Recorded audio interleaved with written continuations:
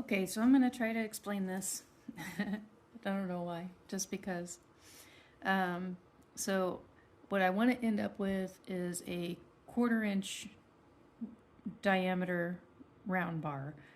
And I don't know what size of square bar I need to start with to get there. Because I need a square bar that I'll knock down the edges to make octagon, and then I'll round that up.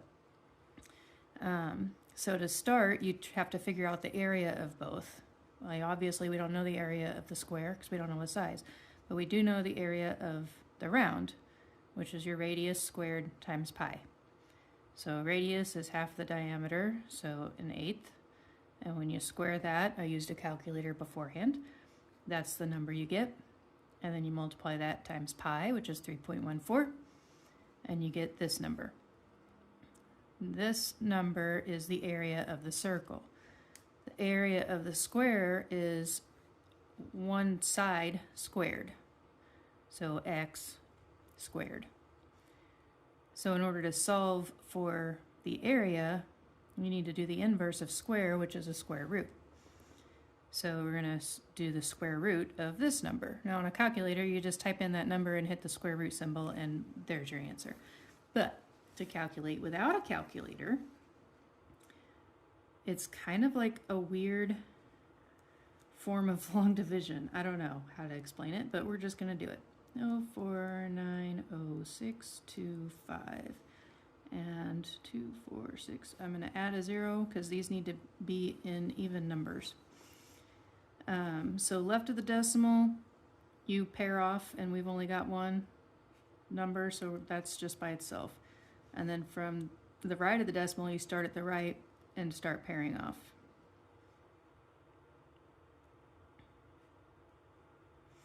Okay. And then I'm going to label these pairs A, B, C, D, E, just to help keep track of things.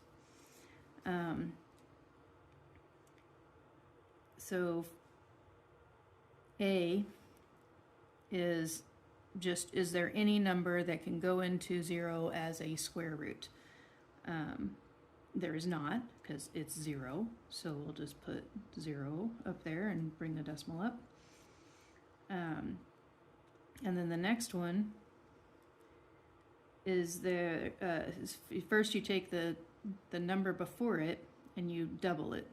So times 2, 0 times 2 is 0. And then you're going to add whatever b is to that 0, not like a sum of those two numbers, but like just tack it on there and multiply it by that same number to get an answer that is less than or equal to these two numbers that get brought down. So we already brought down 0, which is nothing, and then 4. So is there anything that can go into 4 as a square root? Well, yes, a 2. And so b can be 2, and if b equals 2, then 0, 2 times 2 equals 4. So first I'm going to put my 2 up here because we decided b was 2, and then my result of 2 times 2, b times b, is 4, so I'm going to bring that over here. This is where that long division is kind of coming into play. And then we're going to subtract it, and that's 0. And then we're going to bring down the next pair, 9, 0. We're going to double this number, so these two together, so 2 times 2 equals 4. And then we're going to try to solve for c. So 4c times c is greater than or equal to 90.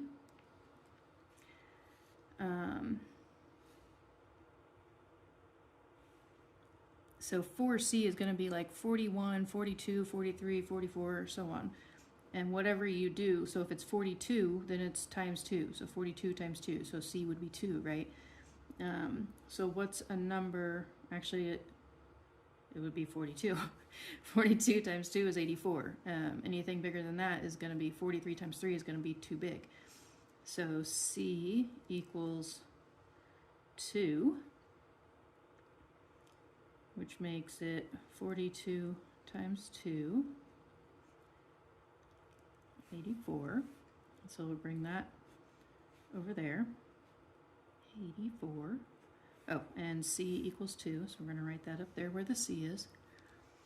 And subtract 6. And then we're going to bring the next pair down. 662. So we're going to take this number, 22 times 2, that's 44. And then we're going to solve for D. So 44D times D equals less than or equal to 662. So I want like 441, 442, 443. And this, you kind of just have to start with a number and guess. So given that it's 662, I don't think I can even go to 2. 442 times 2 is 884, so that's too big, so it's going to be 1. So D is equal to 1, which makes it 441 times 1. And then we'll put that over here, put the D up there, 441, and then subtract all that. Bring the next pair down. Did my pen just fall out? And I ran out of space over here, so we'll move this over here. So I want to take 221 times 2 equals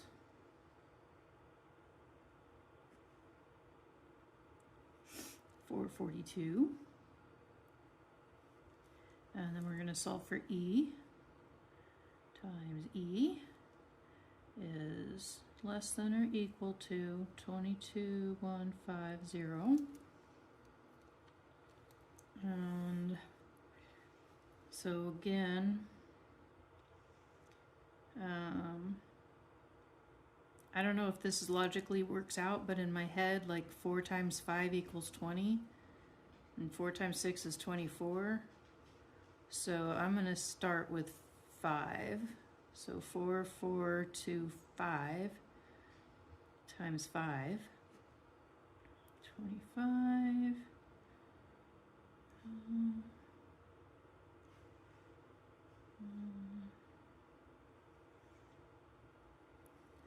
Is 22,125. So that's good, which means E equals 5. So the square root of this number is 2215. 2215.